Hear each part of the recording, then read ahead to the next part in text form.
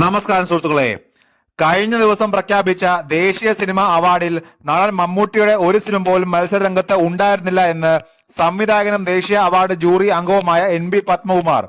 കുറച്ചു നാളായി മമ്മൂട്ടി മത്സരിച്ചിട്ടും കാര്യമില്ല, മമ്മൂട്ടിക്ക് കേന്ദ്ര സർക്കാർ അവാർഡ് കൊടുക്കില്ല എന്ന ചർച്ചകളായിരുന്നു സമൂഹ മാധ്യമങ്ങളിൽ നിറയെ.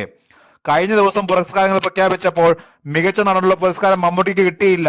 ഇതോടെ സർക്കാരിനെ അവഗണിച്ചുകൊണ്ട് സമൂഹ മാധ്യമങ്ങളിൽ പോസ്റ്റുകളും കമന്റുകളും നിറയുകയാണ്. ഇത് കണ്ടിട്ടാണ് ഒരു അവാർഡ് ജൂറി അംഗമായ താൻ ഇത്തരം ഒരു തുറന്ന പറച്ചിലിന് തയ്യാറായെന്ന് NB പത്മകുമാർ പറഞ്ഞു.